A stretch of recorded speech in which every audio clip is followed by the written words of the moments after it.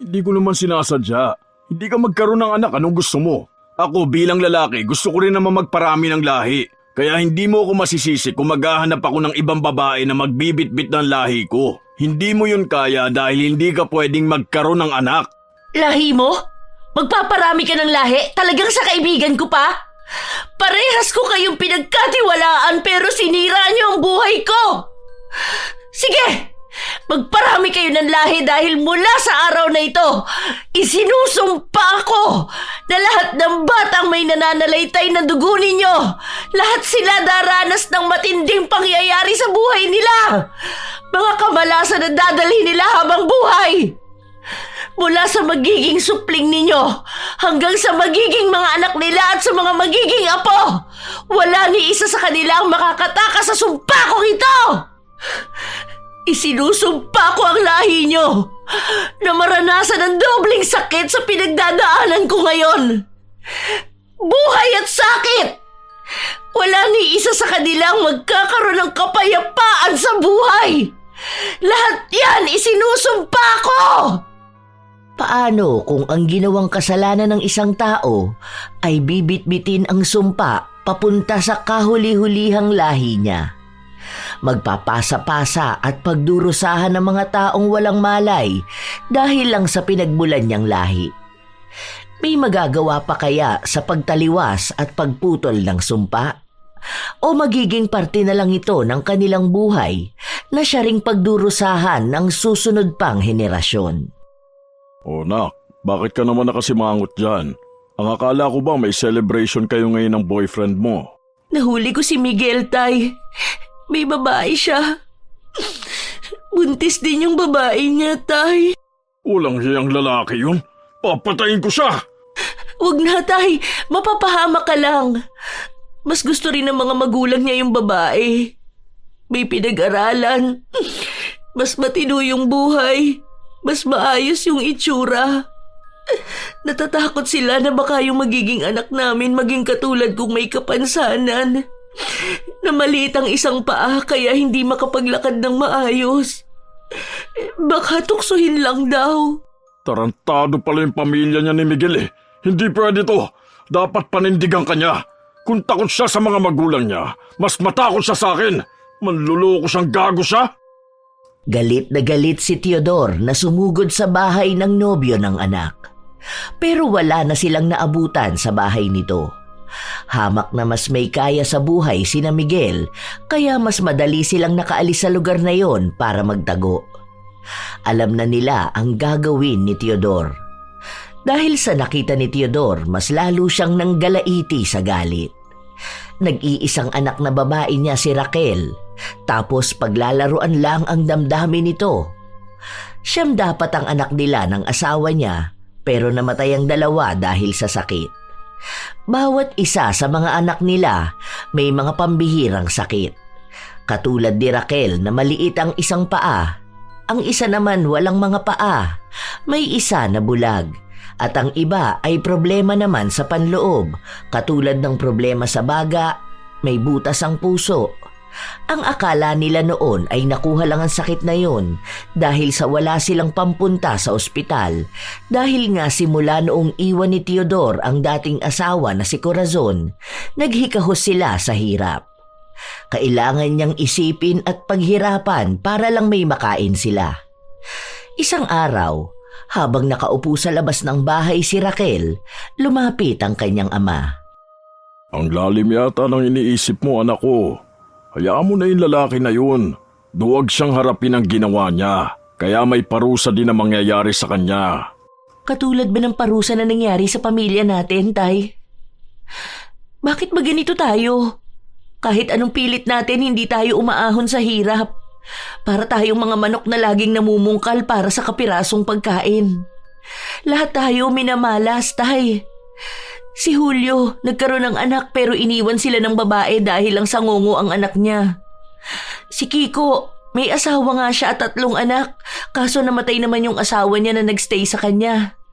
Tapos yung mga bata, iba-iba rin yung sakit na nararanasan nila. Katulad namin. Bakit ba ganito tayo, Tay? Natatakot ako para sa anak ko. Paano kung isilang ko siya, Tapos malala yung kapansanan niya. Paano niya haharapin ang buhay kasama ang mga mapanghusgang tao? Pagsubok lang to sa buhay natin, anak. Hindi naman ibig sabihin na ganito ang nangyayari sa atin, wala na tayong pag-asa, di ba? Ipagdasal na lang natin ang lahat. Baka totoo nga na isinumpa ang pamilya natin. Katulad sa mga naririnig ko nung bata pa ako. Na namatay sa sama ng loob yung dati niyong asawa, kaya naisumpa niya tayo. Kaya ngayon dinaranas na natin lahat ito. Hindi totoo ang sumpa. Huwag kang maniwala sa mga ganyan. Hindi ko alam kung sinong sisisihin ko. Ikaw ba o ang tadhana? Dahil sobrang lala ng kalbaryo na to para sa buhay naming lahat. At sa mga batang isisilang pa lang. Hindi namin alam kung anong kasalanan namin. Pero pinagbabayaran namin yun ng walang hanggan. Hindi makakibo si Teodor. Ayaw niyang aminin na malaki ang pagkakamali niya sa kanyang pamilya, kaya ganon ang dinanas nilang buhay. Sa pagnanais niyang ipagpatuloy ang malaking lahi, patuloy din ang kalbaryo ng mga batang ipinapanganak sa lahi nila. Ilang taon pa ang nakalipas, hanggang sa nagkaroon na ng anak si Raquel. Normal naman sana ang itsura ni Leonisa, pero meron siyang malaking bukol sa leeg. Noong bata pa siya, hindi pa ito masyadong halata, pero nung nagdalaga na siya, sobrang halata na nito. Ma, may nakita akong hiring dyan sa grocery sa kabila, doon sa bagong bukas, yung malapit lang sa Vercons. Hindi ko alam pangalan nun pero maliit lang yun. Tapos Chinese ata ang may-ari. Mag-a-apply ka ba? Hindi ka na mag-aaral? Hindi na, Ma. Wala din naman akong pambayad sa tuition. Saka sayang naman ang panahon, di ba? Ganon din naman yun, magtatrabaho pa rin naman ako. Iba pa rin kapag nakapagtapos ka. Para magkaroon ka ng magandang buhay. Para makatakas ka sa ganitong buhay natin. Gusto ko lumayo ka sa kung ano tayo ngayon. Ayokong habang buhay ka na rin dito. Na mabulok ka na lang sa kasumpa-sumpang pamumuhay na ito. Pwede naman akong mag-apply sa abroad, Ma. Yung kaibigan ko nga papunta na siya ng Taiwan. Lipad na niya sa susunod na linggo. Tinuruan niya nga ako kung anong pwede kong gawin para ako rin makapunta doon. Kung sakali daw, pwede niya rin akong tulungan. Hindi ka naman pwede sa abroad, may sakit ka. Mag-a-apply ka pa lang, hindi ka na makakapasa eh. Alam mo naman na maarte sila doon. Pwede yan, Ma. Manalig lang tayo. Basta alam ko at naniniwala ako na matutulungan ko kayong maiahon sa kahirapan. Bibili ako ng magandang bahay para aalis na tayo dito sa barong-barong nating bahay. Bibili ako ng maraming kwarto para naman maayos din makakatulog si Lolo. Tapos ibang bahay naman kina Tito. Tapos sa mga pinsan ko para sama-sama pa rin tayo. Naku anak, ang dami naman yan masyado. Hindi naman sa hinahadlangan ko ang pangarap mo. Mas maganda kung uunahin mo munang isalba ang sarili mo. Huwag kang maging masyadong mataas ang pangarap dahil mahirap bumagsak. Alam mo naman sa pamilya natin, nanatili na lang tayo sa ganitong kahirapan sa buhay. Basta ako, Ma, gusto ko ipakita na kaya ko talaga. Gagawin ko ang lahat. Mag-iipon ako. Yayaman tayo. Magpapagawa ako ng paa para sa'yo. Tapos, ipapagamot ko yung katarata ng pinsan ko para naman makapag-aral at trabaho na rin siya. Kawawa naman siya. Sana nga anak, sana nga. Masakit din para kay Raquel na makitang mataas ang pangarap ng anak, lalo pat batid naman sa kanya na kahit na anong pagsusumikap nila, walang mangyayari sa buhay nila. Malas sila sa lahat ng bagay, kahit pa sa buhay pag-ibig. Kapag may taong tumatanggap at nagmamahal sa kanila ng tunay, namamatay ito. Kung hindi naman, mga manloloko ang nakikilala nila. Noon din naman mataas ang pangarap ni Raquel. Buo ang kumpiyansa niya. Pero habang tumatagal, nakikita niya talaga na totoong sinumpa ang lahi nila. Alam niyang mamamatay silang walang saya sa puso. Nangyari naman na ang lahat, kahit nasisihin pa niya ang kanyang ama, hindi naman na mababawi ang sumpa sa kanilang lahi. Ilang araw pa ang lumipas, wala pa ring mahanap na trabaho si Leonisa. Maayos naman siyang nakakasagot sa mga tanong sa kanya, pero kapag nakikita ang sakit niya, umaayaw na ang mga ito. Ma'am, promise po, hindi makakaapekto sa trabaho ko ang sakit ko na to. Please po, tulungan niyo naman po ako. Maawa na po kayo. May sakit po ang nanay ko. Kailangan ko ng pambili ng gamot niya, pati rin po ang lolo ko. Masipag po ako. Hindi po ako nag-a-absent o nalilate. Sige na po. Nadaan niya sa pakiusapan ang may-ari ng bakery kaya kinuha siya nito.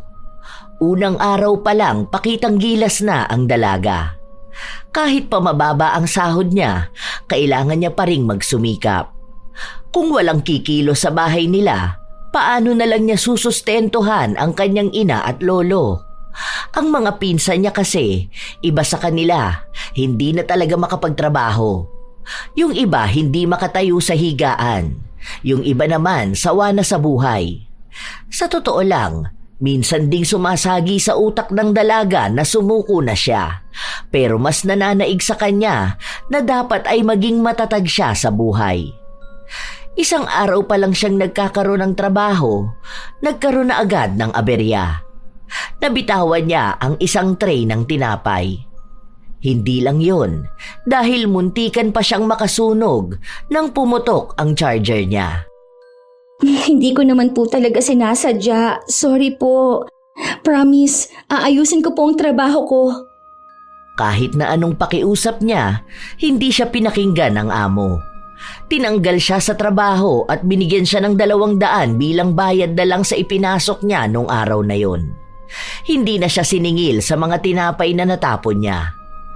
Malungkot na umalis ang dalaga. Bago siya umuwi, dumaan muna siya ng palengke. May nakita siyang naglalako ng isda at dahil kakaunti lang naman ang pera niya, yun ang binili niya. Nang makauwi siya ng bahay nila, naabutan niya ang kanyang lolo na nagpapadingas. Lo, dapat po hindi na po ikaw ang gumawa niyan. Mausok pa naman yan. Wala namang gagawa nito, Apo. Magsasaing na sana ako eh. Yung mga tito at pinsan mo nangangalakal pa. Ay, ako na po dyan.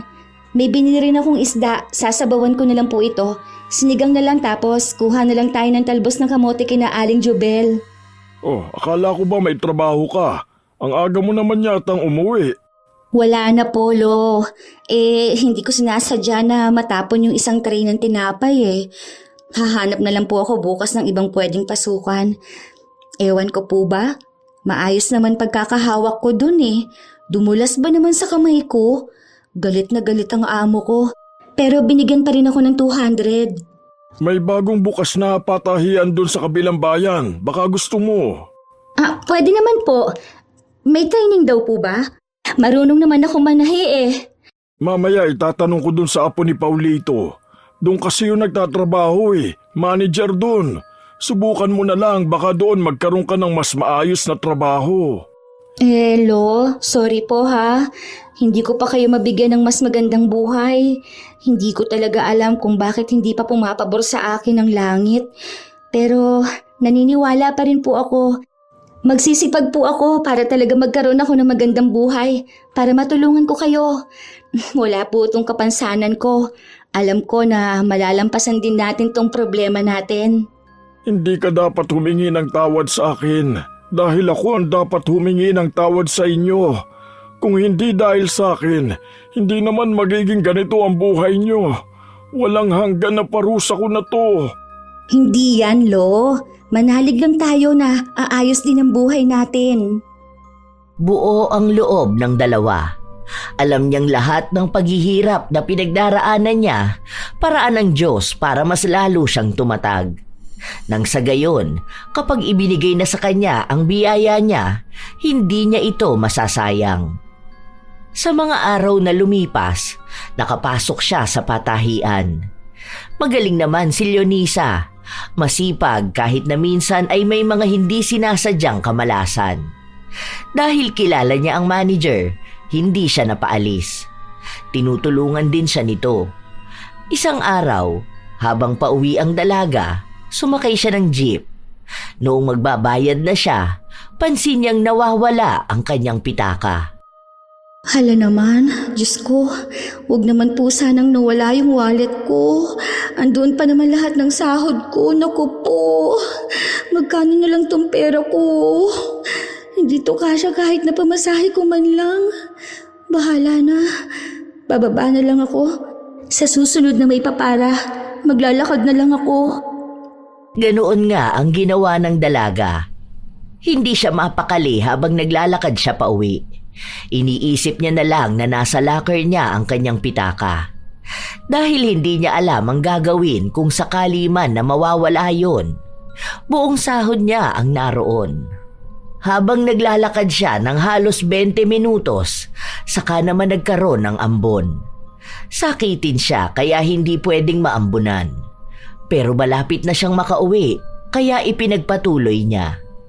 Katulad nga ng inaasahan niya, nagkaroon siya ng sakit kinabukasan. Mataas talaga ang lagnat mo, anak.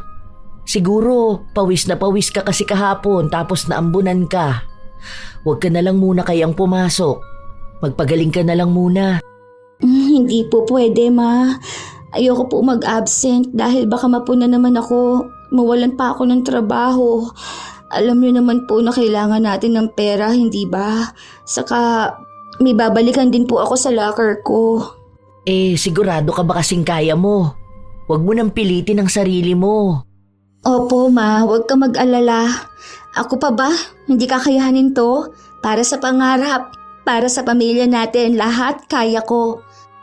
Habang nag-uusap ang mag-ina, dumating naman si Teodor. May bitbit siyang isang tasa na mukhang may lamang erbal. Apo ko, ito na muna ang inumin mo. Dinikdik ko pa yan. Magandang gamot yan kapag may lagnat. Salamat po, Lo. Magpagaling ka ha. Mag-iingat ka rin palagi. Matapos yung sabihin ni Teodor, ay agad din naman siyang umalis. Ang dalaga naman, ininom niya ang bigay ng kanyang lolo. Ma, bakit hindi pa rin po kayo nagkikibuan ni Lolo? Galit pa rin po ba kayo sa kanya? Nakatira lang tayo sa iisang bahay tapos ganito. Oo. Hindi ko alam kung maaalis pa tong galit ko sa kanya. Wala naman kasing ibang dapat sisihin kundi siya. Kung hindi dahil sa kanya, hindi naman ganito ang buhay natin. Ang habang panahong naging malas. Baon na tayo sa lahat dahil dun sa sumpa ng dati niyang asawa. Hindi naman daw po totoong sumpa at malas, Ma. Tayo lang mismo ang nag-iisip nun. Baka yung nangyayari sa atin, itong sakit natin, baka yung ninuno natin may sakit. Kaso hindi lang lumabas sa iba, tapos sa atin napunta. Saka hindi tayo malas. May mga pagkakataon lang talaga na hindi po pabor sa atin. Hindi pa ba malas at kasumpa-sumpa itong buhay natin? May sakit tayong lahat. Kahit bata pa namamatay. Bata pa lang nagdurusa na. Kahit anong pilit natin umangat sa buhay, hindi tayo makaangat. Dahil yung kaluluwa natin nakatali do sa sumpa ni Corazon.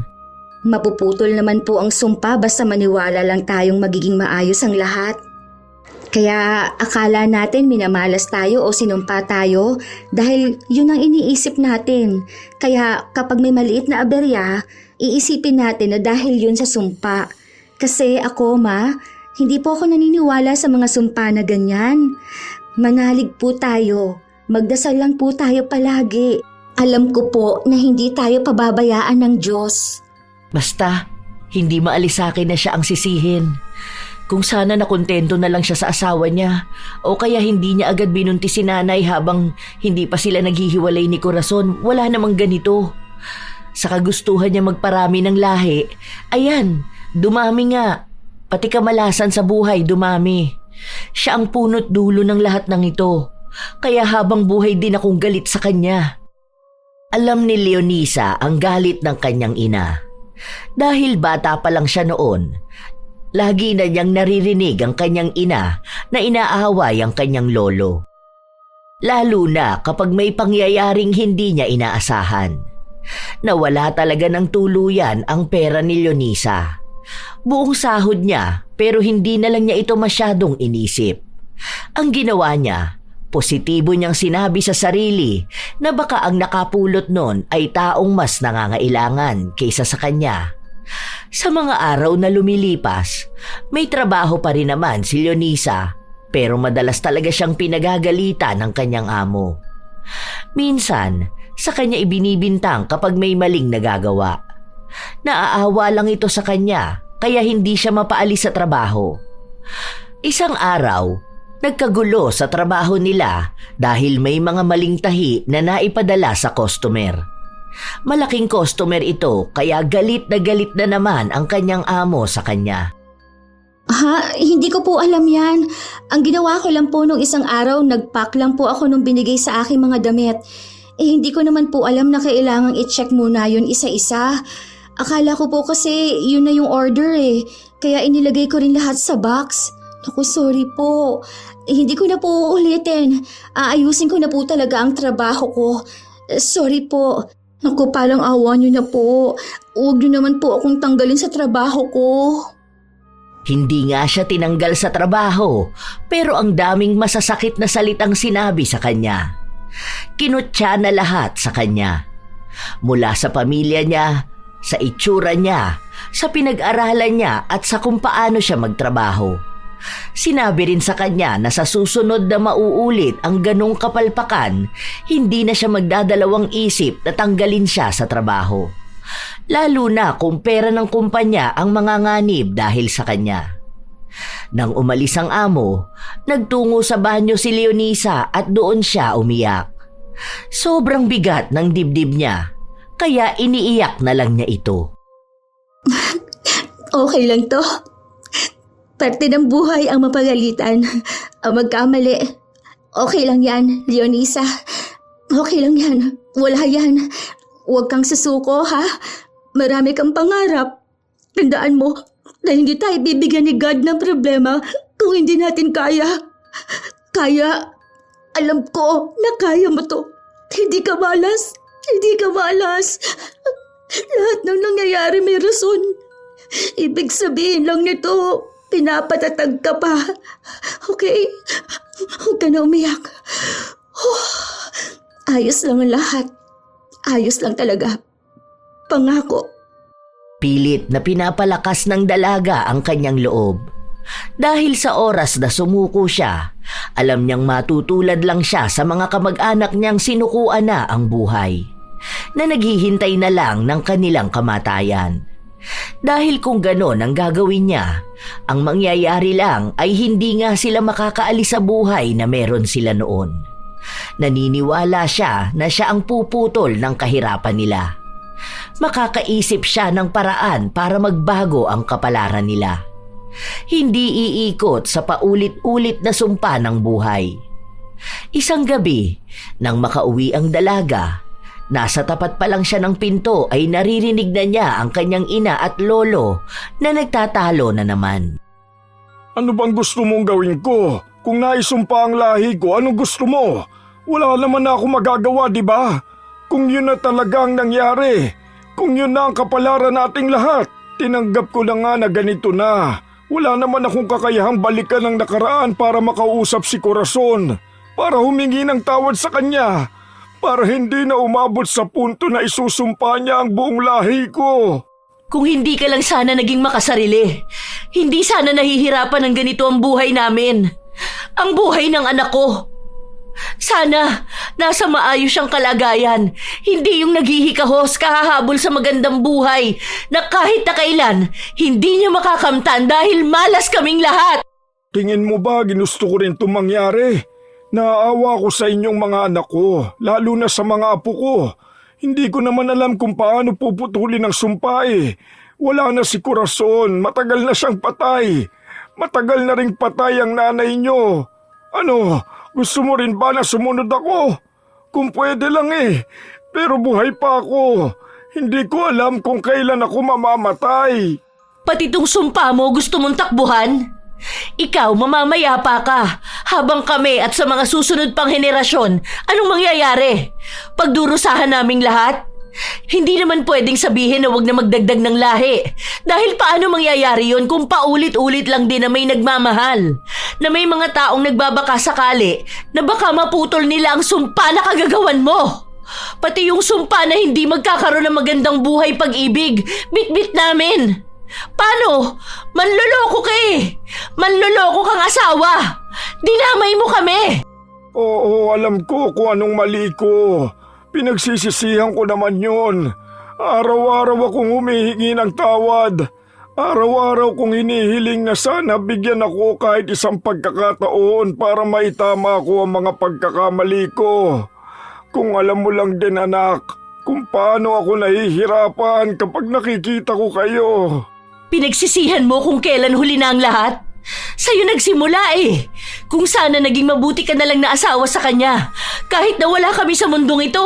Basta wag lang namin maranasan kung gaano kapait ang buhay bilang isinumpa.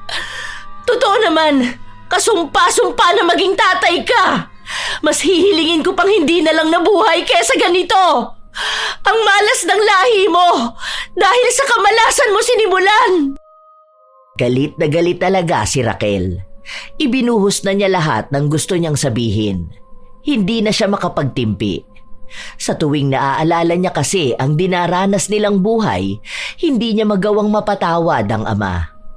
Minsan, ginugusto na lang niyang hindi siya isilang sa mundo para hindi ganon ang buhay nila. Siya pa naman ang panganay. Ibig lang sabihin nun, sa kanya nagsimula ang lahat. Ilang araw na naman ang lumipas, hindi na nagpapansinan ng mag-ama. Kahit na anong gawin ni Teodor na suyuin ang anak, hindi ito nagpapakita ng simpatsya sa ama. Kaya si Leonisa na lang ang pumagitna sa kanilang dalawa. Patawarin mo ko Apo ha. Alam ko naman kung anong galit sa akin ang nanay mo. Kasalanan ko naman talaga kung bakit ganito eh. Pangarap kong magparami ng lahi. Pero hindi ko akalain na magdurusa talaga ang bawat isang kadugo ko. Bakit po ba bigla na naman kayo nag-away ni Mama? Ang lakas pa ng sigaw niya kanina. Hindi ko alam. Basta bigla na lang siyang nagalit sa akin. Siguro dahil sa nangyayari sa'yo. Alam ko bilang magulang mahirap sa kanya na makita ang anak niyang nahihirapan. Na kahit na anong gawing pagsusumikap, hindi makaahon dahil lang sa kagagawang ko. Dahil sa kasalanan ko na lahat kayo nagbabayad. Kaya sana mapatawad niyo ako. Hindi ko alam kung hanggang kailan to. Pero sana may makaputol ng sumpa.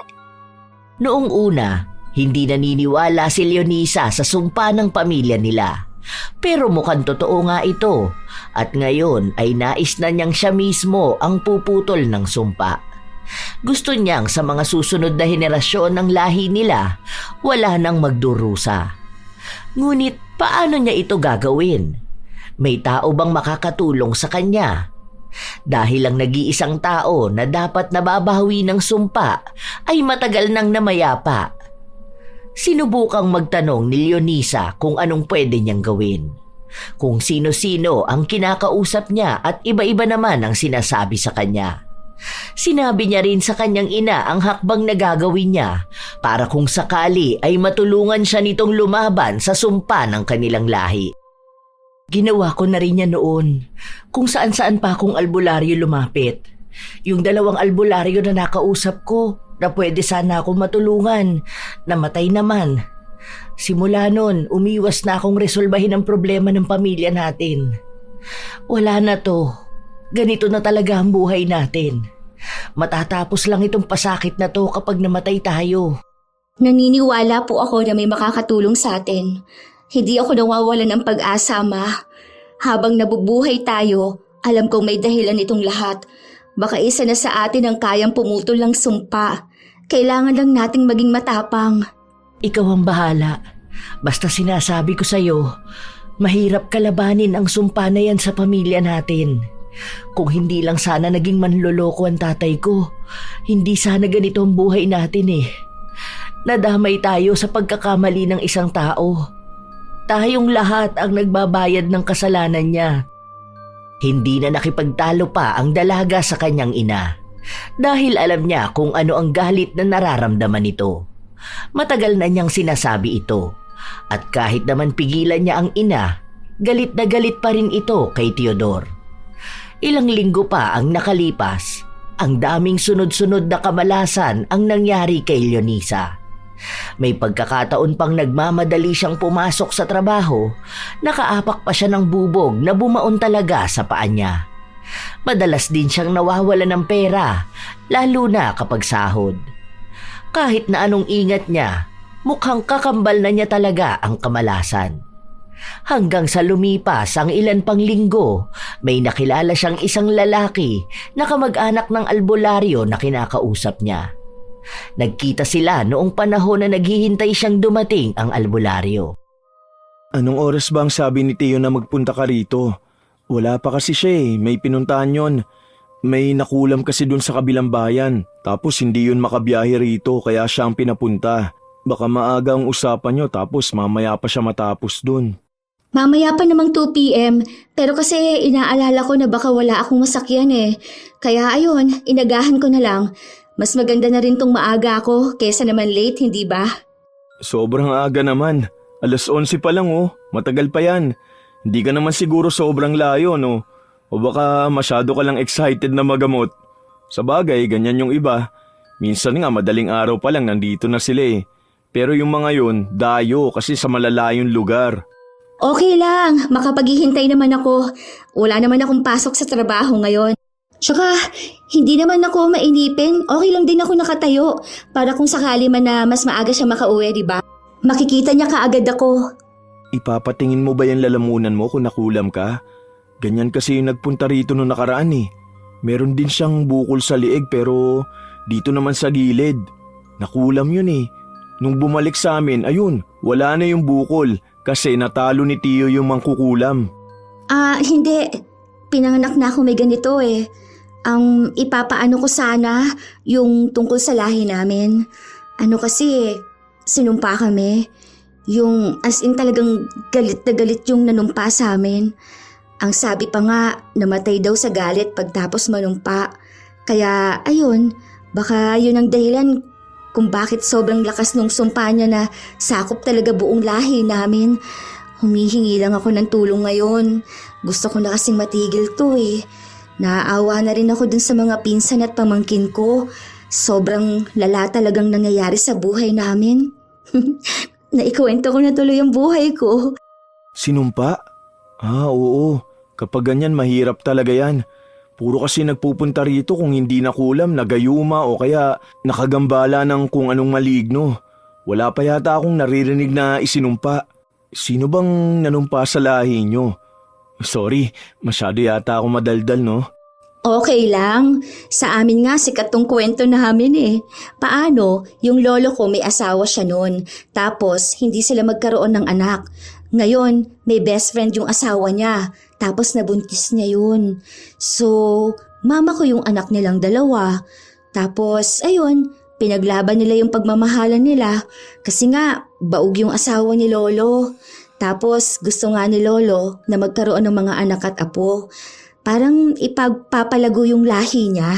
Kaso ganito naman nangyari sa lahi namin. As in, wala talagang nakaligtas na kahit na sino. Tapos puro pa raw kamalasan ang nangyayari sa amin. Kahit sa love life, kung hindi lolokohin at gagamitin, yung totoong magmamahal naman, mamamatay. Totoo ba? Di wala kang boyfriend? Tingin mo ba magkakaroon pa ako ng boyfriend? Tingnan mo nga tong sakit ko. Tsaka ayoko, baka mamatay lang siya Baka madamay pa siya sa kamalasan ko sa buhay, no? Kung matutulungan ka naman ng tiyo ko, matitigil na yung sumpa. Kaya pwede ka na mag-asawa. Ang ganda mo pa naman. Sayang naman ang lahi, di ba? Baliw! Paano nga magkakaroon ng lahi kung sinumpa nga? Kaya nga pinipigilan magpalahi para mapigilan ang sumpa, di ba?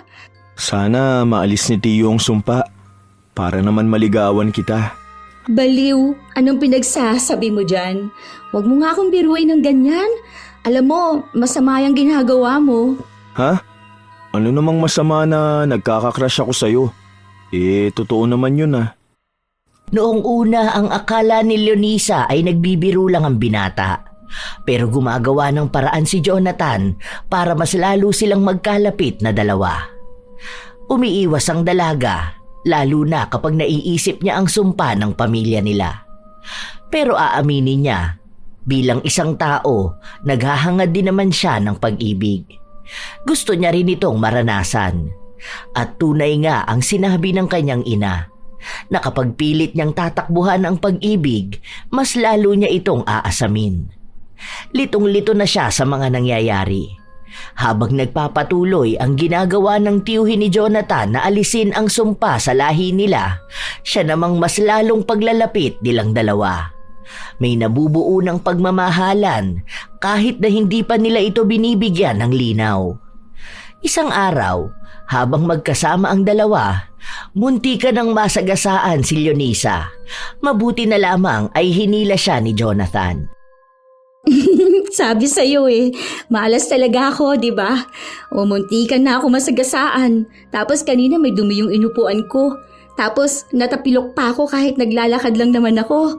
Ay, malas talaga sa buhay. Pero alam ko, matatapos din to.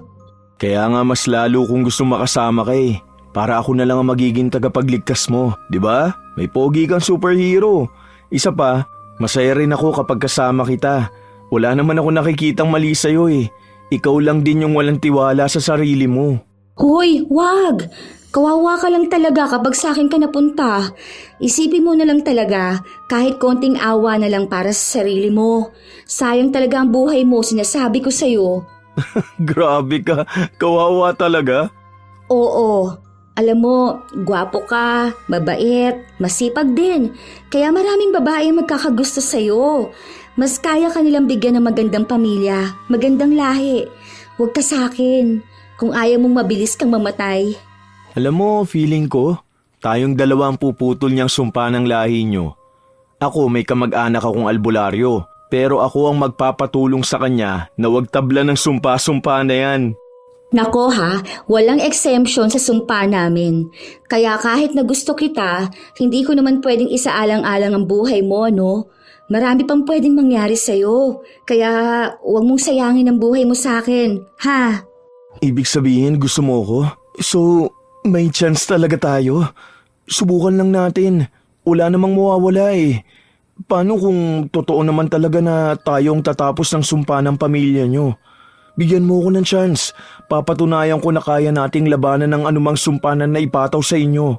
Tayo mismo ang puputol nun. Hindi pa kumbinsido si Leonisa pero mapilit ang binata. Kaya sa unang mga buwan nilang magkasintahan, inilihim nila ito. Kinakabahan palagi si Leonisa, lalo pat lagi niyang iniisip na baka biglang mawala sa kanya ang nobyo. Pero maayos naman palagi si Jonathan.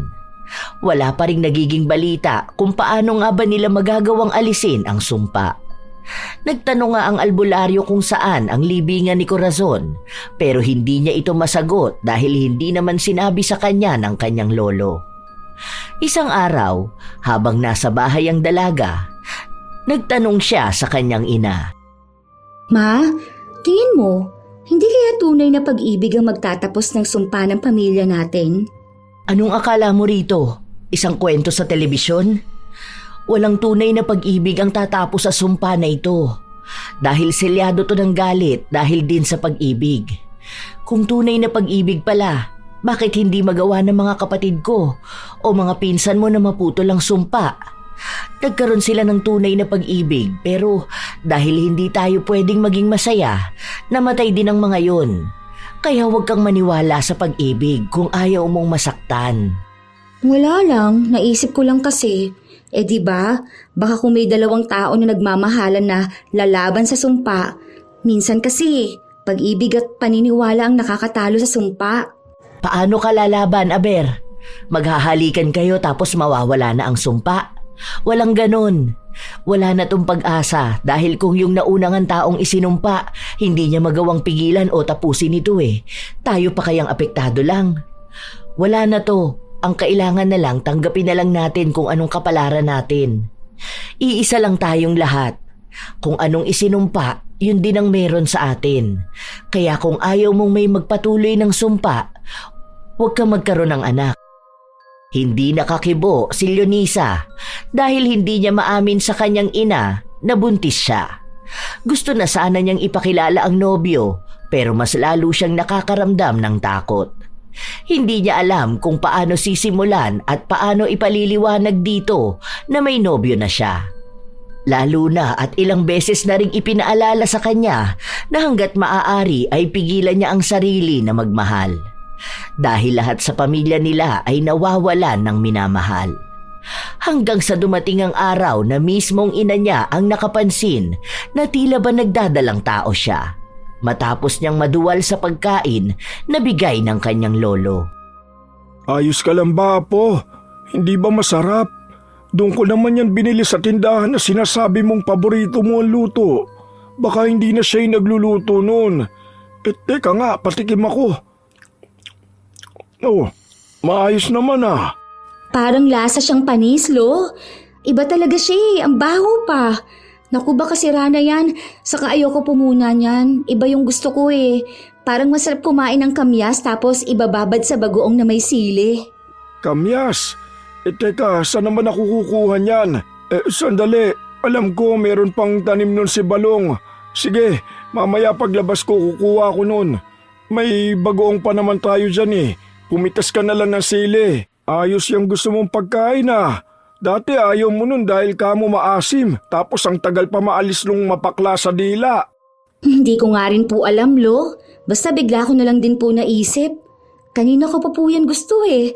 Kasi naisip ko na parang ang aga pa masyado. Baka kako sumakit ang sikmura ko. Saka gusto ko nga rin ng bayabas. Pero yung sobrang liit, as in, yung parang may bulaklak pa sa dulo. Sarap nun eh. Yun naman, mapait. Buntis ka ba, Leonisa? Po? Paano nyo naman po nasabi? Buntis ka ba? Sorry, Ma. Punyeta naman, Leonisa! Ano ba sinabi ko sa'yo?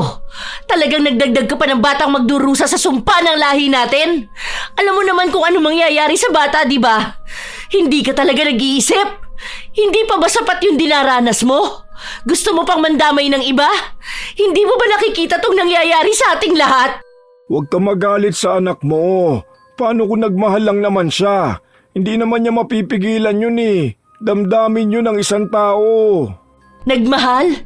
Punyeta ang pagmamahal yan! Alam niyong kasumpa-sumpa ang magmahal sa pamilyang to!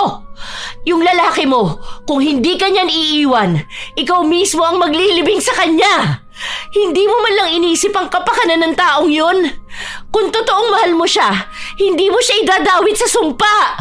Nagpabuntis ka pa talaga? Ano na lang ang mangyayari sa bata? Ha? Ipapanganak na may kapansanan? Siya ang susunod sa yapak mo na magiging malas sa buhay? Ma, alam ko naman na kaya namin tong lampasan eh. Alam ko na kayang itigil itong sumpa na meron ng pamilya natin. Hindi daranasin ni Jonathan ang kaparehas na nangyari sa mga naging asawa o minahal na mga kadugo natin. Hindi magiging katulad ko ang anak ko. Kaya naman yan. Kung hindi kasi dahil sa iyong manloloko matanda ka. Kung sana nakontento ka na lang, walang ganito. Naulit na lahat. Yun nangyari sa akin, nangyayari na ngayon sa anak ko at sa mga susunod pang henerasyon. Walang makakalaya sa lintik na sumpa na to. Dapat ikaw lang ang pinagbabayad, hindi kami. Lalong hindi ang mga walang muwang na batang isinilang lang para pagbayaran ang kasalanan mo. Sa'yo nagsimula tong lahat. Kung alam mo lang kung gaano kita kinasusuklaman. Ma, huwag niyo naman pong awayin si Lolo. Desisyon ko naman din to eh. Naniniwala pa rin ako na baka itong anak ko ang puputol ng sumpa ng lahi natin. Hindi mo alam kung anong ginagawa mo. Hindi mo alam kung anong buhay ang pinapasok mo. Wala na rin naman ako magagawa. Andyan na yan eh. Binuo nyo na yan. Dinala mo na yan sa kasuklam-suklam na lahi na to. Hindi ka na naawa sa bata. Alam mo kung anong kamalasan ang mapabilang sa pamilyang ito. Paglaki ng anak mo, magsisisi rin siyang napabilang siya sa pamilya na may sumpang pinagbabayaran kahit na hindi naman siya ang may kasalanan. Halatang galit na galit ang ina ni Leonisa. Naiintindihan naman ito ng dalaga dahil alam niyang iniiwas lang siya ng ina na danasin ang sakit na nararamdaman nito. Pero malakas talaga ang paniniwala ni Leonisa na mawawala ang sumpa.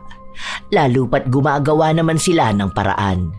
Nakakatulong din naman ang tiyuhin ni Jonathan. Pagpasensyahan mo na lang muna ang mama mo. At pasensya na rin apo ko ha, kung nadadamay kayo sa kasalanan ko. Kung sana mabibigyan lang ako ng pagkakataon na maitama ang mga pagkakamali ko, ginawa ko na. Pero hindi ko talaga alam kung paano eh. Araw-araw ako nagsisisi, pero alam kong walang nakakarinig sa akin. May kausap na po akong albularyo. Yung pong tiyo ni Jonathan, gumagawa po siya ng ritual para mawala itong sumpa ng lahi natin. Manalig lang po tayo. Alam ko po at naniniwala po ako na magiging maayos ang susunod na henerasyon ng lahi natin. Hindi po tayo habang buhay na parurusahan. Sana nga po, sana nga. Dahil alam na ng pamilya niya ang kanyang pagdadalang tao, ipinakilala na rin ni Leonisa ang kanyang nobyo. Dinala niya ito sa kanilang bahay pero hindi nakipag-usap ang kanyang ina. Galit yata sa atin ang mama mo. Iniiwasan niya ako kanina pa eh. Tapos nung binati ko siya, tuloy-tuloy lang siya naglakad. Pero okay lang, alam ko naman kung bakit eh. Dahil alam niya na pwedeng may masamang mangyari sa relasyon nating dalawa. Hayaan na lang muna natin. Alam ko namang nag-aalala lang siya sa mangyayari sa buhay ko eh. Pero mahal ako ng mama ko. Hindi niya lang tanggap na baka masaktan ako. Hayaan mo. Kakausapin ka rin niya. Kapag napatunayan na natin sa kanya na mapuputol natin ang sumpa, alam ko magiging masaya rin siya sa kung ano man ang meron sa atin ngayon.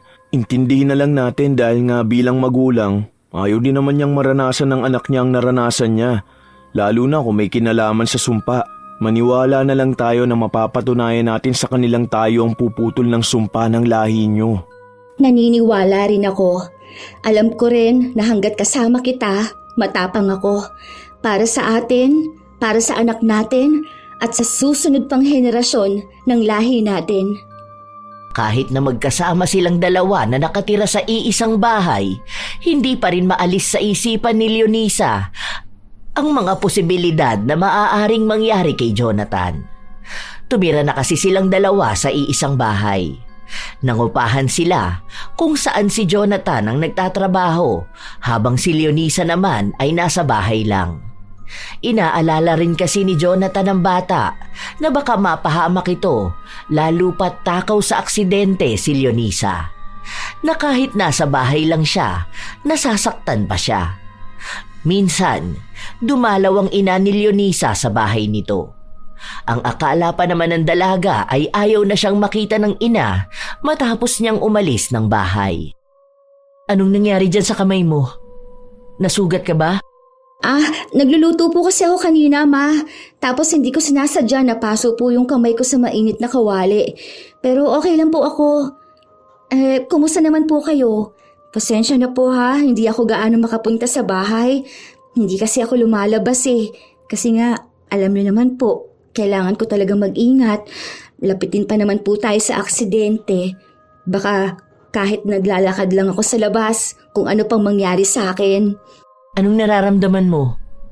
Baka mapahama ka sa panganganak. Nag-aalala ako sa'yo. Kasi yung pinsan mo, si Jenica, patay na siya.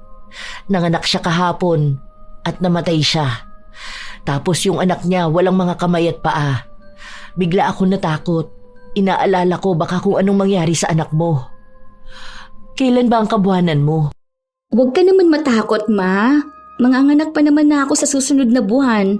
Hindi naman siguro ganun. Naku Lord, please, huwag pong ganun ang danasin namin ng anak ko po, ha. Ay, kinikilabutan naman ako sa mga ganyang balita. Ayoko mag-overthink dahil ayoko maka-attract ng bad energy. Nagpa-ultrasound ka na ba? Anong resulta? Healthy naman daw po ang bata eh. Buo naman siya. Wala rin akong sakit. Kaya naniniwala talaga akong walang mangyayari sa anak ko. Naniniwala rin kami ni Jonathan na tutulungan talaga kami ng mga ritual ng tiyo niya. Mabuti naman. Baka nga nakatulong yung tiyuhin ng boyfriend mo. Magdasal ka na lang palagi, baka marinig ang dasal natin. Sana maging maayos kayo ng apo ko. Yun lang ang tanging hiling ko. Ayoko maranasan yung dinanas ko sa buhay. Dahil sa naging usapan nila na yon, hindi na mapakali si Leonisa. Bigla-bigla na lang siyang inaatake ng kung ano-ano sa kanyang utak. Kaya kapag nakakaramdam siya ng takot, nagdarasal na lang talaga siya. Nananalig na walang mangyayari sa kanila ng anak niya o sa pamilya niya. Hanggang sa isang umaga, nagising na lang si Leonisa, ang bilis ng tibok ng kanyang puso. Ano nangyari sa'yo? May masakit ba sa'yo? Okay ka lang ba? Ang bilis ng tibok ng puso ko. Bigla akong kinabahan eh. Natakot ako sa panaginip ko. Nanganak na raw ako. Tapos yung itsura ng anak ko sobrang lala. Nakakatakot daw. Kahit mga doktor natakot sila eh. Ayoko mangyari yun. Hindi yun mangyayari. Kita naman sa ultrasound na normal ang anak natin eh. Saka may ginagawang proteksyon ng tiyo ko para sa atin at sa bata, di ba? Hindi naman agad mapuputol ang sumpa. Ang mahalaga, protektado ang pamilya natin. Ibig sabihin sa atin nagmumula ang pagbabago ng lahi nyo. Huwag ka nang kabahan, okay? Ayoko na nag-overthink ka ng ganyan eh. Pinipilit ni Jonathan na pagaanin ang loob ng kanyang asawa. Habang lumilipas ang araw, walang ibang nangyayari kay Leonisa kundi ang matakot. Hanggang sa sumapit na ang araw na manganganak na siya. Hinihintay niyang dumating ang asawa pero hindi niya ito matawagan. Hanggang sa isinugod na siya sa ospital. Nagkaroon pa nga ng aberya dahil nasiraan ang unang sasakyan.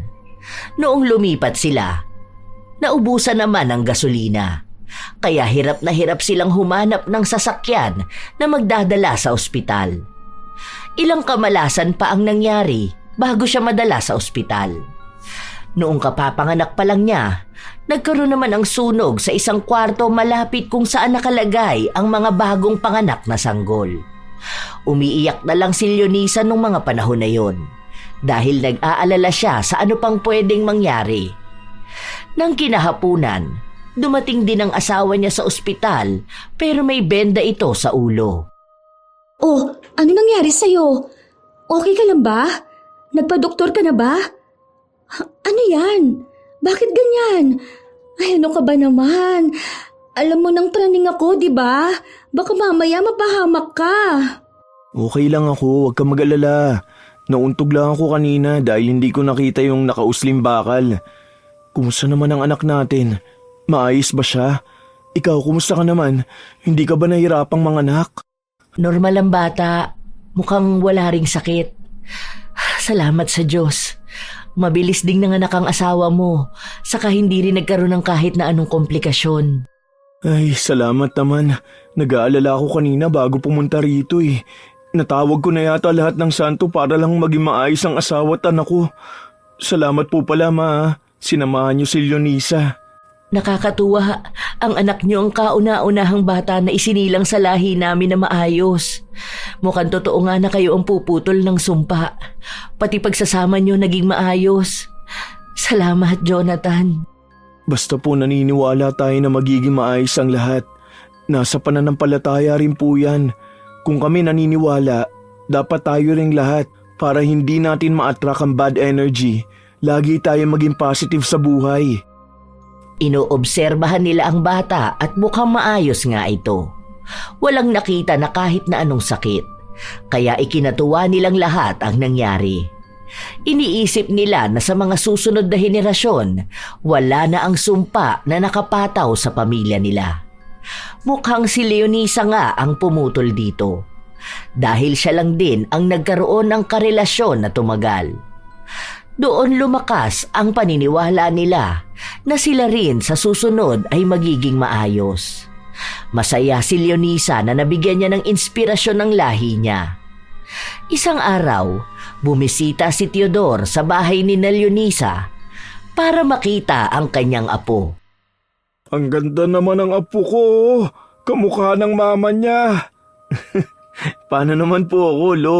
Ay, kamukha din ng papa niya. Dalawa ho kami ang kamuka. Ang mata nakuha sa'yo, Jonathan. Pero itong ilong, ay ang cute. Kuha sa mama niya. Buti hindi masyadong naging pango. Kaya nga po, Loy. Ang sa mama niya kasi ganito lang kaliit oh. Halatang Pilipino. Hoy, palibasa, malaki lang yung ilong mo.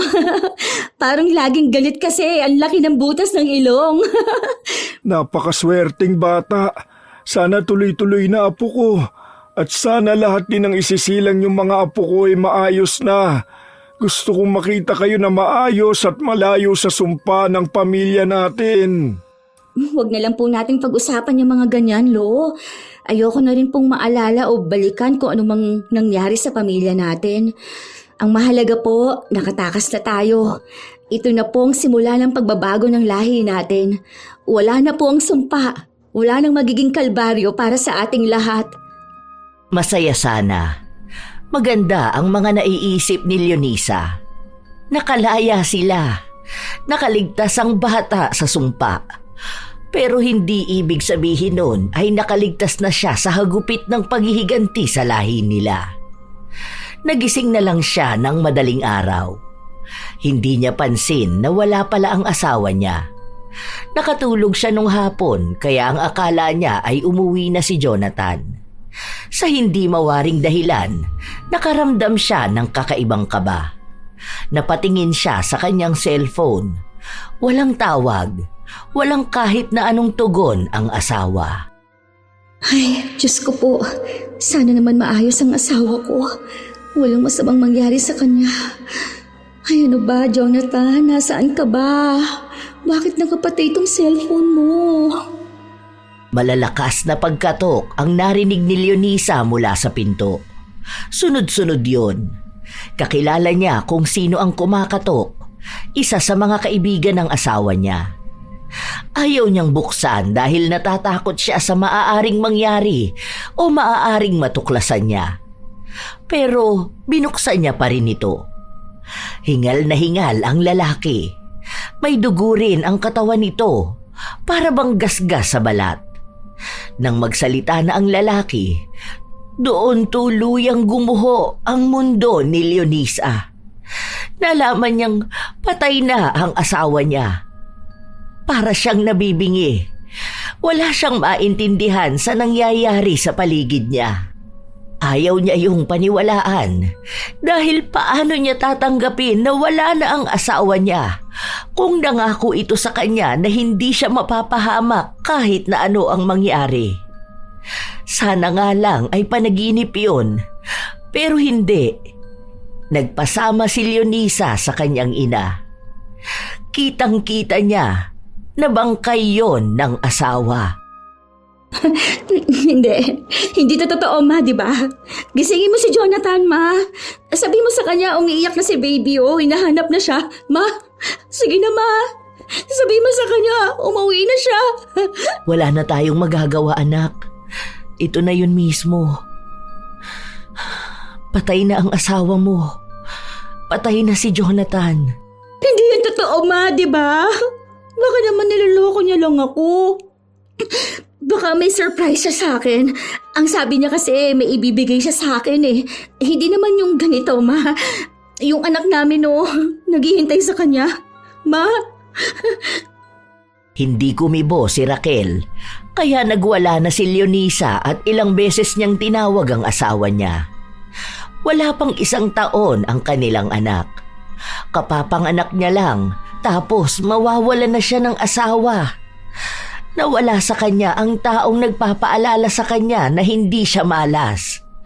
Pero ngayon, mukhang ang sumpa na akala nilang natakasan nila ay siyang sumpa na paulit-ulit siyang nilalapitan. Hindi niya tinanggap ang nangyari sa kanyang asawa. Iniisip niya palagi na nasa trabaho lang ito. Nakaburol sa bahay ng tiyuhin niya si Jonathan pero hindi siya nagpupunta. Hanggang sa huling lamay na. Apo, sige na. Pumunta ka na sa lamay ng asawa mo. Tignan mo siya sa huling pagkakataon. Magpaalam ka na sa kanya para matahimik na rin ang kaluluwa niya. Hindi naman patay ang asawa ko. Alam ko babalik yun dito sa bahay. Miss na niya ang anak namin. Hinahanap na rin siya ni baby. Alam ko naman, Apo, na mahirap yang tanggapin. Gayong mahal na mahal yung isa't isa. Sana kahit sa huling sandali lang, samahan mo naman ang asawa mo. Bakit ganito ang buhay natin? Bakit kasi ganito pa tayo isinumpa? Bakit kailangan pagdusahan lahat? Akala ko maayos na eh. Akala ko nakawala na ako. Mas masakit pa pala yung balik sa akin. Doble. Hindi lang. Higit pa sa ilang libong sakit. Umaasa ako na maayos na eh. Umasa akong tapos na eh. Pero hindi tayo tinatantanan ng lintik na sampa na to. Mahal na mahal ko yung asawa ko, Lo. Mahal namin ang isa't isa, Lo. Bakit kami ang nagbayad ng kasalanan mo? Bakit kami ang paulit-ulit na binabalikan ng galit ng dati mong asawa? Bakit kami?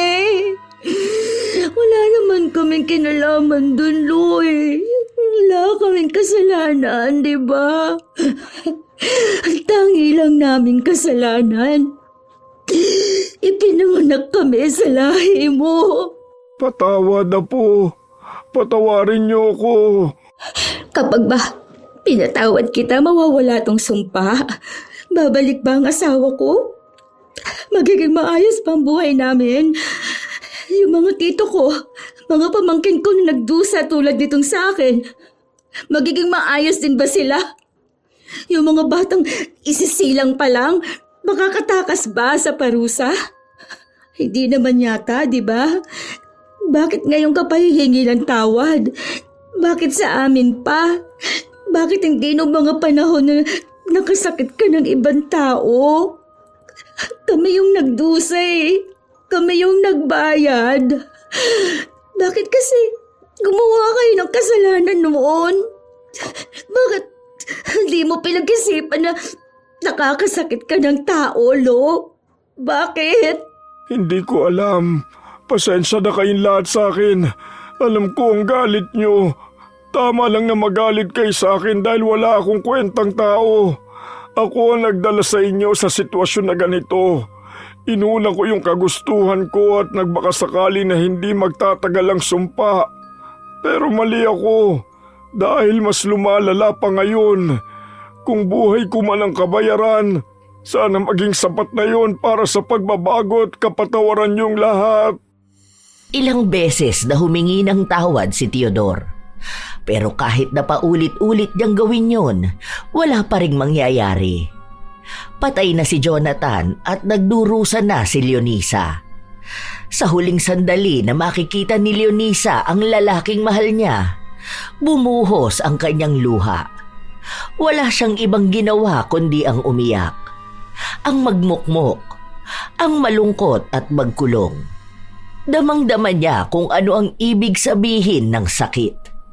Kung ganoong kasakit ang dinanas ni Corazon matapos siyang traidorin ng asawa at kaibigan, magagalit naman talaga siya ng husto. Pero ang hindi maunawaan ni Leonisa ay kung bakit kailangang pati sila ay madamay. Dahil kung makikita lang nila si Corazon, marahil ay maaawa ito sa kanila. Ang tunay na kinagagalitan lang naman ito ay si Teodor.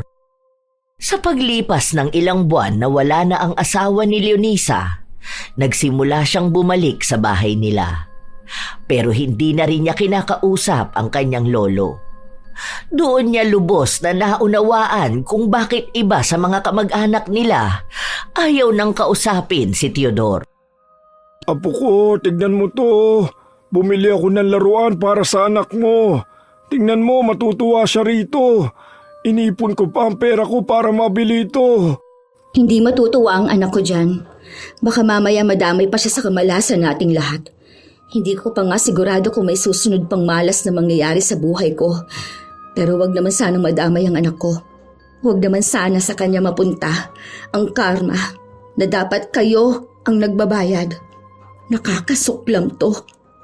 Pumasok sa loob ng kwarto si Leonisa kung saan nakita niya ang anak na mahimbing ang tulog. Sumunod namang pumasok sa loob ang kanyang ina.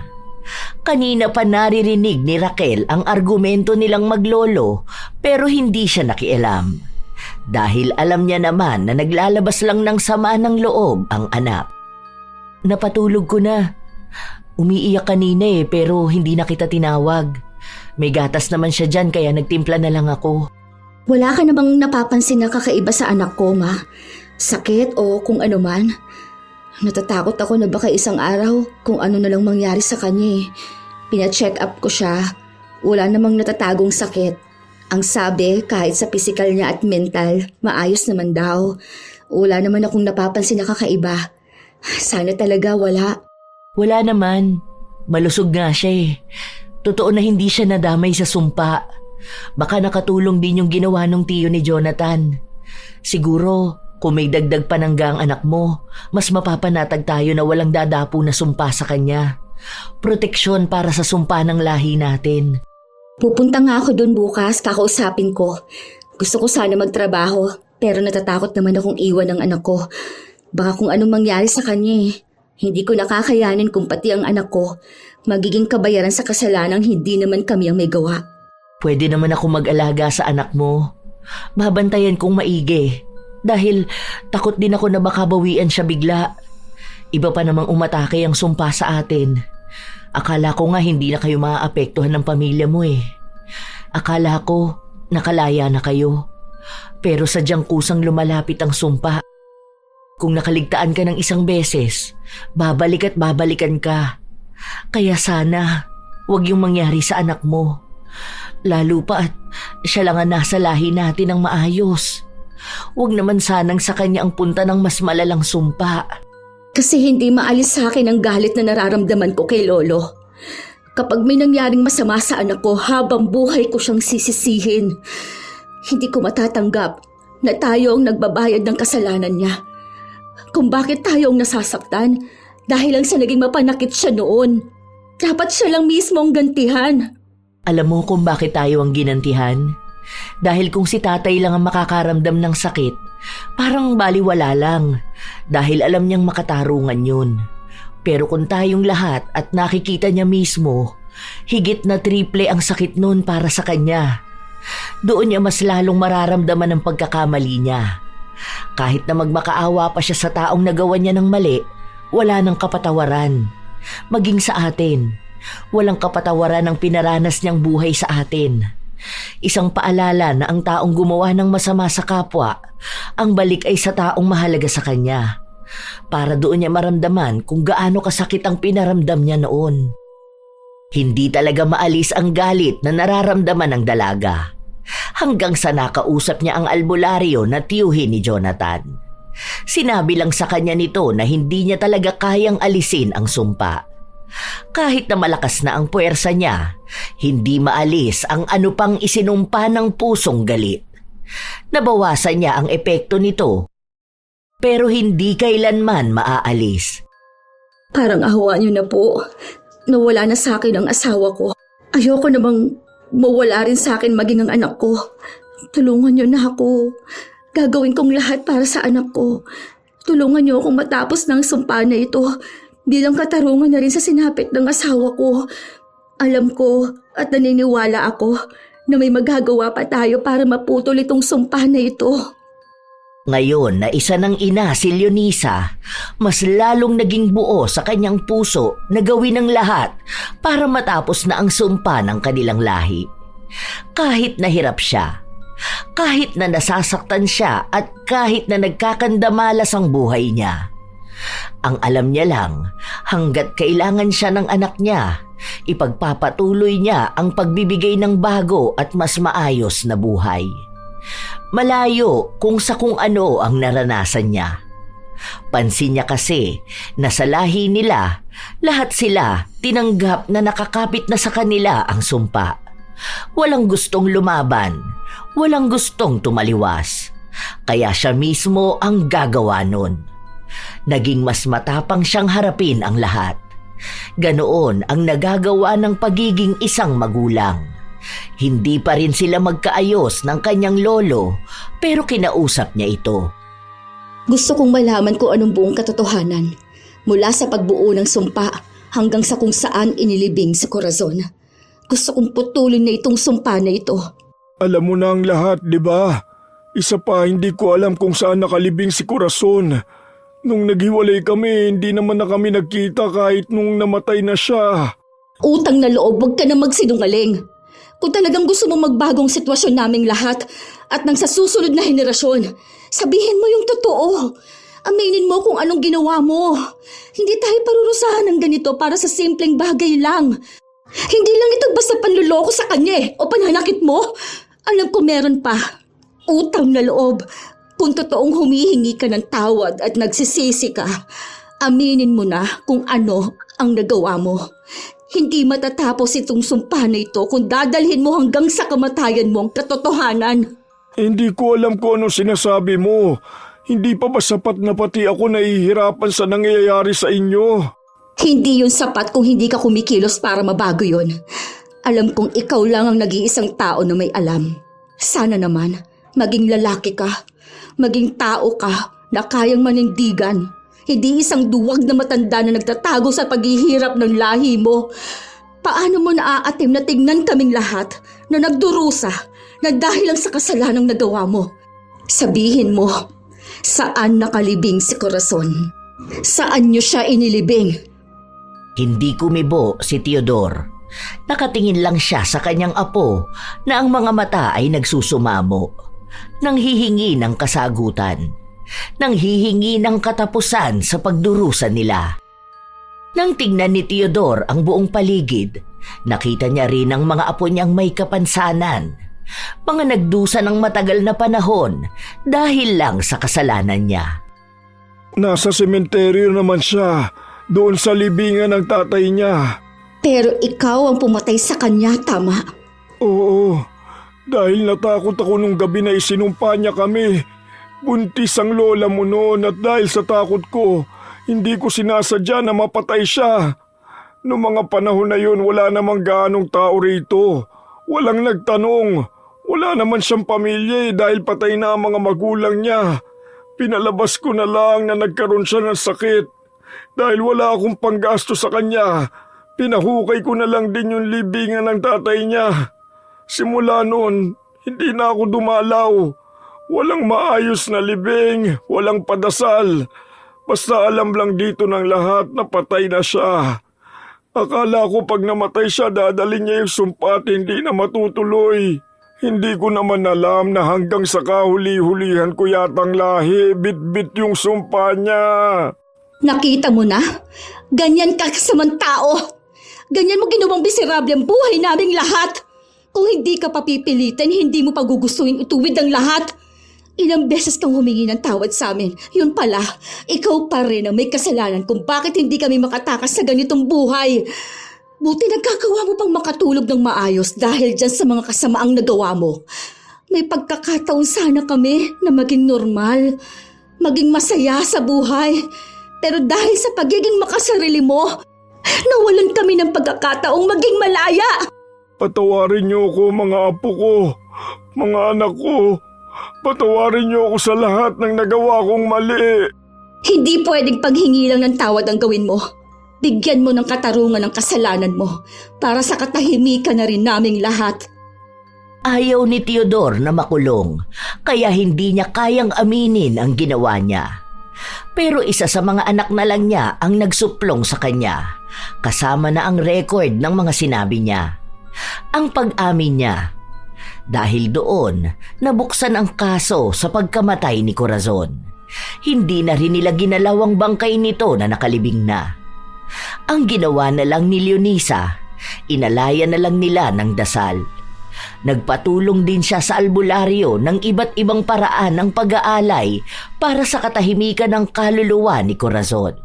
Humingi sila ng tawad dahil alam naman nilang may kasalanan din ang lahi nila. Nakulong si Teodor kahit na matanda na ito. Bilang kabayaran na lang din sa mga kasalanan na nagawa niya. Hindi naman siya pinabayaan ng kanyang pamilya kahit nagalit ang iba sa kanya. At sa pagiging matapang ni Leonisa, naputol niya ang sumpa ng kanilang pamilya. Walang masamang nangyari sa kanyang anak. Ang iba niyang pinsan na nagkaroon ng anak at asawa, naging maayos na rin. Malaki ang pasasalamat nilang lahat sa kanya dahil hindi siya sumuko na darating din ang araw na mamumuhay silang nakalaya na sa sumpa. Anak, anong oras ba kayo pupunta sa puntod ni Jonathan? Oh, nakatulog na tong bata. Tululaway pa. Napaliguan ko na to. Palitan mo na lang ng damit bago kayo umalis. Natapon pala sa kanya yung gatas. Pinaglaruan ba naman? Ngayon na rin, Ma. Hinihintay ko lang pinsan ni Jonathan. Sabi niya sasabay na lang niya kami sa sasakyan niya. Sasama ka ba, Ma? Saglit lang naman dun dahil may job interview ako mamaya. Hindi muna sa ngayon. Pupunta ako kay tatay eh. Magdadala ko ng pagkain niya. Sige po, Ma. Ikumusta niyo na lang ako kay Lolo. Siguro kung naging kasing tapang mo ko noon, anak, baka hindi yan ang nangyari sa'yo. Baka masaya at maayos ang naging buhay mo. Ang sabi nga nila, Ma, na lahat ng nangyayari may rason. Kung ipinanganak akong maayos, hindi ko makikilala si Jonathan. Hindi kami magkakaroon ng anak. Naging lakas ko ang anak ko para lumaban. Kaya alam ko, ang lahat ng nangyaring ito, para may matutunan tayong lahat. Wala na sana sa lahi natin o sa ibang tao ang gumawa ng masama dahil totoo ang sumpa. Hindi lang ito para sa isang tao dahil sakop nito ang buong lahi. Kayang magdusa ng lahat ng dahil lang sa maling desisyon ng iisang tao. Ang mahalaga na lang para kay Leonisa ay nabigyan na niya ng katarungan si Corazon kahit na hindi niya ito nakita o nakilala. Nabigyan niya ng katarungan ang mga tao sa lahi nila na nasaktan at nagdusa dahil lang sa kasalanan ni Teodor. At higit sa lahat, pinalaki niya ang kanyang anak na wala na ang takot na baka isa ito sa magdusa. Sa paglipas ng panahon, nagkaroon din ng bagong asawa si Leonisa. Nagkaroon pa siya ng 2 pang anak. Tanggap ng lalaki ang una niyang anak at napakabuti nito. Masasabi niya na hindi niya makakalimutan ang unang lalaking minahal niya, pero mukhang nagpadala ito ng lalaking mamahalin sila ng anak niya habang buhay. Si Teodor naman, nasa kulungan pa rin. Pero ang balita nila ay mabibigyan ito ng mas mababang taon ng sintensya. Ang hiling na lang ni Leonisa, naway may malaking aral na napulot ang kanyang lolo. Sa buhay, may mga nagagawa ang bawat tao na hindi sinasadya at may mga bagay din na nagagawa ng sadya. Mula sa panloloko, pananakit, pagiging makasarili, hanggang sa panunumpang idinulot ng matinding galit. Ang mga kasalanang ito, lalo na kung malalim at mabigat, ay nag-iiwan ng bakas na maaaring sumunod hanggang sa susunod na henerasyon.